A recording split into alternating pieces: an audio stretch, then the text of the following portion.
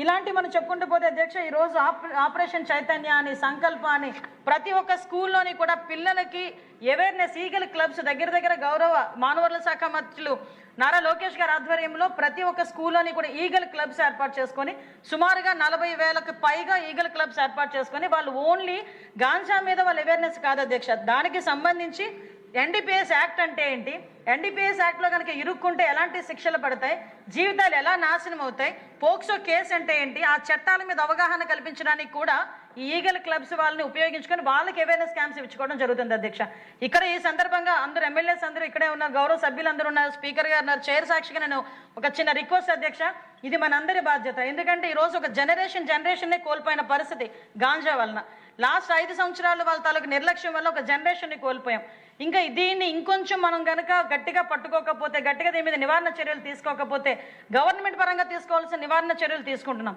మన బాధ్యతగా మన నియోజకవర్గాల్లో కనీసం వారంలో ఒక్కరోజు 1 గంట ఏదైనా ఒక స్కూల్కి వెళ్ళి పిల్లలతో కూర్చొని ఈ ఎన్డీపీఎస్ యాక్ట్ మీద అవగాహన కల్పించాల్సిందిగా ఇక్కడ మీ ద్వారా సభ్యులందరినీ కూడా రిక్వెస్ట్ చేస్తున్నాను అధ్యక్ష. ఇది మనందరి బాధ్యతగా తీసుకోమని మరొకసారి మిమ్మల్ని అందరినీ కోరుకుంటున్నాను అధ్యక్ష. అదేవిధంగా ఈ రైల్వే స్టేషన్స్లో కానీ ఇంటర్ డిస్ట్రిక్ట్స్లో కానీ ఈ ఒరిస్సా వాళ్ళతోని తమిళనాడు అదేవిధంగా కర్ణాటక వీళ్ళందరితోని కూడా మనం కోఆర్డినేషన్ మీటింగ్ పెట్టుకుంటున్నాం అధ్యక్ష.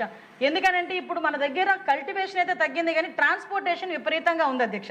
ఆ ట్రాన్స్పోర్టేషన్ కూడా మనకి నియర్ బై ఉన్న స్టేట్స్ ఒరిస్సా దగ్గర నుంచి ఛత్తీస్గఢ్ దగ్గర నుంచి కూడా మనకి ట్రాన్స్పోర్ట్ జరుగుతుంది. దాన్ని ఎప్పటికప్పుడు అరికట్టడంలో ఈరోజు ఈగల్ డిపార్ట్మెంట్ కూడా సఫలీకృతమైంది. ఇంకా వాళ్ళు ఇంకొంచెం యాక్టివ్గా పనిచేసుకునే దానికి టెక్నాలజీని కూడా బేస్ చేసుకొని వాళ్ళకి అన్ని రకాల టెక్నికల్ సపోర్ట్ కూడా ఈరోజు గవర్నమెంట్ ఇస్తుందని చెప్తున్నాం అధ్యక్ష. అదేవిధంగా అధ్యక్ష మీ అందరికీ తెలుసు ఈరోజు ఉమెన్ ఎంపవర్మెంట్ ఎంత ముఖ్యమో ఉమెన్ సేఫ్టీ కూడా మనకు అంతే ముఖ్యంగా మనందరం కూడా తెలియజేసుకుంటాం అధ్యక్ష. ఈరోజు ప్రత్యేకంగా ఉమెన్ మీద మీ అందరికీ తెలుసు లాస్ట్ 5 yearsలో మహిళా అన్న వాళ్ళు బయటకు వచ్చి మాట్లాడితే కేసు పెట్టడం పక్కన పెట్టండి, జైలు పెట్టడం పక్కన పెట్టండి, నోటికి వచ్చినట్టు క్యారెక్టర్ అసోసియేషన్ చేయడం, దాంట్లో భాగంగానే వాళ్ళని ఎంత నీచంగా మాట్లాడటం, బూతులు మాట్లాడటం, వాళ్ళ పిల్లలు కూడా చూసినా కూడా అలాంటివి వాళ్ళు ఇబ్బంది పడే సందర్భం చాలా మంది వాటిని బయట కూడా చెప్పుకోలేక ఆత్మహత్యలు చేసుకున్న పరిస్థితి కూడా చాలా మట్టుకు కనిపించింది అధ్యక్ష. అటువంటి పరిస్థితి నుంచి ఈరోజు ఉమెన్ సేఫ్టీ అనేది కావాలి. ఈ రోజు వరకు ఏ రాష్ట్ర ప్రభుత్వం చేయని విధంగా ఉమెన్ సేఫ్టీ గురించి, ఉమెన్ చైల్డ్ సేఫ్టీ గురించి ఒక ప్రత్యేకమైన వింగ్ని ఏర్పాటు చేసి ఒక సీనియర్ ఐపీఎస్, ఒక లేడీ ఐపీఎస్ ఆఫీసర్ని దానికి నియమించి ఈరోజు దానికి మనకి శక్తి యాప్ని మనం పెట్టి సుమారుగా 13 అంశాలతో శక్తి యాప్ను కూడా మనం అందరం కూడా పునరుద్ధరించుకున్నాం అధ్యక్ష. ఎందుకంటే అధ్యక్ష ఈరోజు దీంట్లోని దగ్గర సేఫ్ ట్రావెల్ కానీ, రిపోర్ట్ మిస్సింగ్ చిల్డ్రన్ కానీ, రిపోర్ట్ ఇల్లీగల్ యాక్టివిటీస్ కానీ, ఫ్యామిలీ కౌన్సిలింగ్స్ కానీ ఇలాంటివి చూసుకుంటే అరౌండ్ దగ్గర 13 ఐటమ్స్ ఉన్నాయి అధ్యక్ష.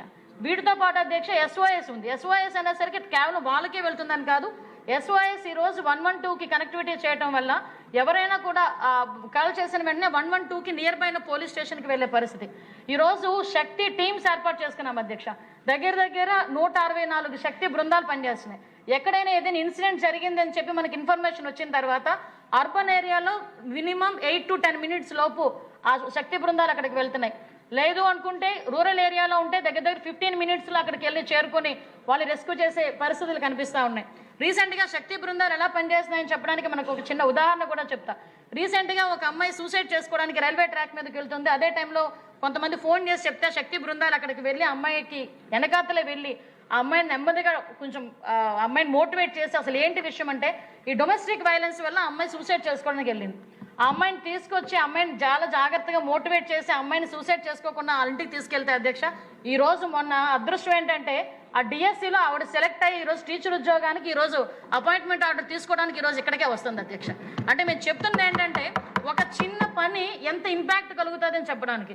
మనం చాలామంది ఏంటంటే ఇప్పుడు నేను మాట్లాడుతున్నప్పుడు కూడా కింద కామెంట్స్ పెడతారు, శక్తి బృందాలట అవేలా పనిచేస్తాయి ఇవేలా పనిచేస్తాయి అంటారు. కానీ ఆ శక్తి బృందాల వల్ల ఉపయోగపడిన వాళ్ళు ఈరోజు చాలా గర్వంగా మళ్ళీ తిరిగి పోలీసులకు వచ్చి మాకు సీఎం గారికి వచ్చి థ్యాంక్స్ చెప్పే పరిస్థితులు కూడా కనిపిస్తున్నాయి అధ్యక్ష. సెపరేట్ వింగ్ని పెట్టే కాదు అధ్యక్ష, ఈరోజు మనందరం కూడా ఒక వాట్సాప్ నెంబర్ని కూడా 24/7 పనిచేసేటట్టుగా 7993485111 అని ఒక నెంబర్ని కూడా ఈరోజు వాట్సాప్ నెంబర్ని కూడా ఇవ్వడం జరిగింది అధ్యక్ష. అదేవిధంగా అధ్యక్ష మీ అందరికీ తెలుసు మ్యాక్సిమం మనం ఒకసారి చూసుకుంటే అధ్యక్ష లేడీస్లో కూడా ఈరోజు ఒక సూసైడ్ టెండెన్సీ ఏదైతే ఉందో దాన్ని 59% కూడా మనం రెడ్యూస్ చేయగలిగాం అధ్యక్ష.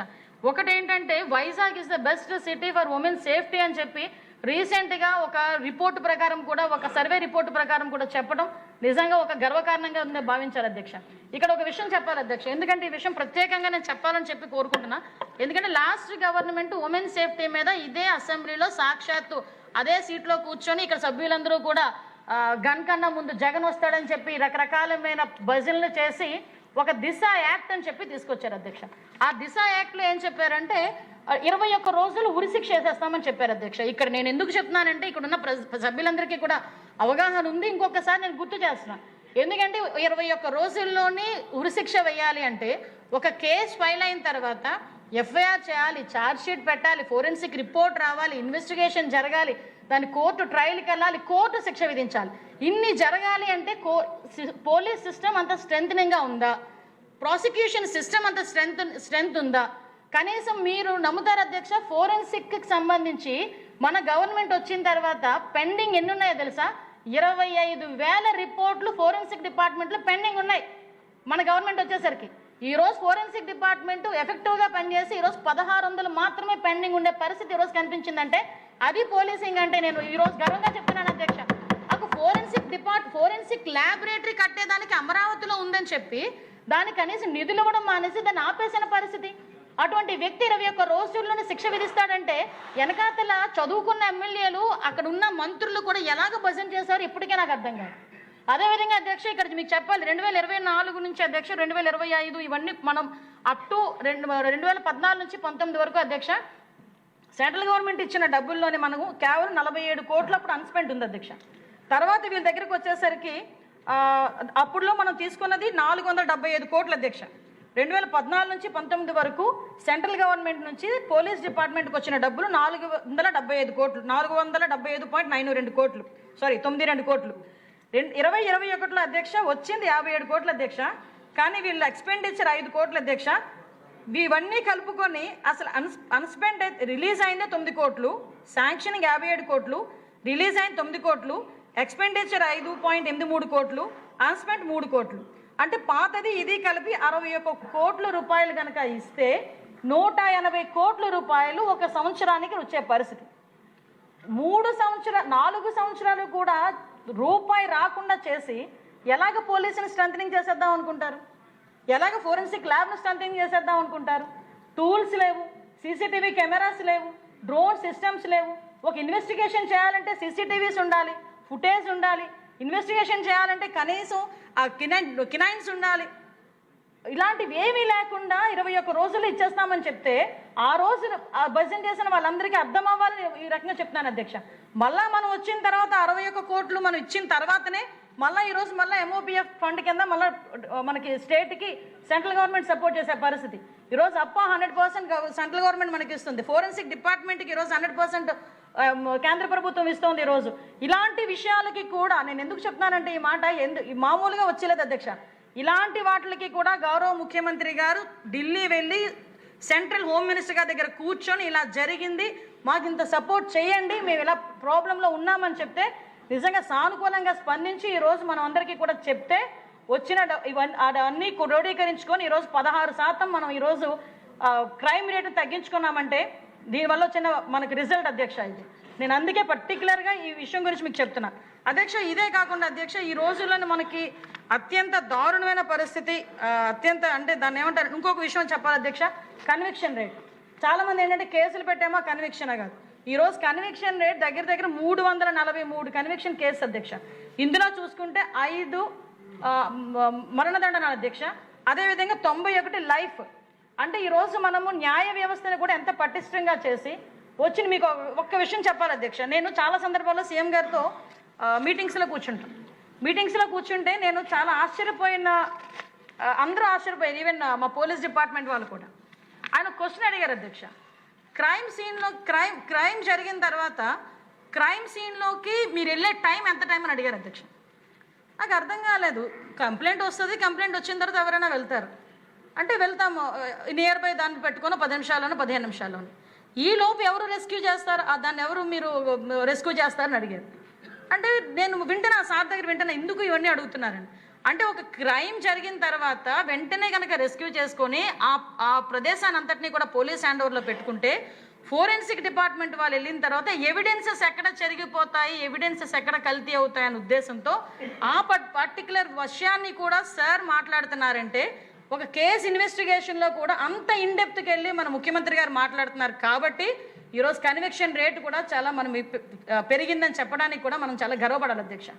ఈరోజు చాలామంది రకరకాలుగా మాట్లాడుతుంటారు, మాట్లాడినా కూడా ఎన్ని మాట్లాడినా మా పని మాకు చేయాలనే ఉద్దేశంతో ఎన్ని అవమానాలు పడినా కూడా ఈరోజు ముందుకెళ్ళే పరిస్థితి. ఈరోజు అత్యంత బాధాకరమైన పరిస్థితి ఏంటంటే అధ్యక్ష, సోషల్ మీడియా అసలు ఆ పేరు ఎత్తితేనే ఒక్కొక్కసారి అంటే అది ఎంత మంచికి ఉపయోగించుకోవాలో మంచికి ఉపయోగించుకున్నా ఇప్పుడు ఎంత చెడుకు ఉపయోగించుకోవాలో అంత ఉపయోగిస్తున్నారు అధ్యక్ష. చాలా సందర్భాల్లో గౌరవ ముఖ్యమంత్రి గారు ఒక మాట అంటారు, రాజకీయ ముసుగులో ఉన్న క్రిమినల్. ఎస్, ఒక ఆర్గనైజ్డ్ క్రైమ్ చేయటానికి ఎంతకైనా తెగిస్తాడని చెప్పడానికి ప్రపంచం మొత్తం మీద ద బెస్ట్ ఎగ్జాంపుల్ చెప్పాలి అంటే జగన్మోహన్ రెడ్డి పేరు చెప్పొచ్చు.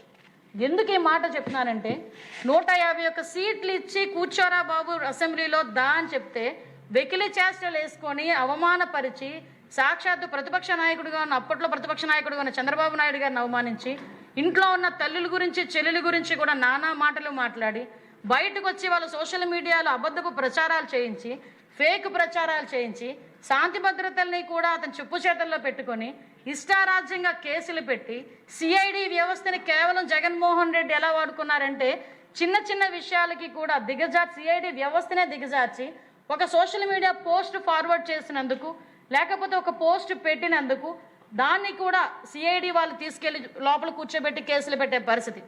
దానిలో భాగంగానే మీరు కూడా బాధ్యులు, మేము కూడా బాధ్యులు. ఈరోజు అందులో కూడా చూసుకుంటే అధ్యక్ష, అలాంటి పరిస్థితి నుంచి ఈరోజు తిరిగి మనం ఎన్డీఏ కూటమి వచ్చిన తర్వాత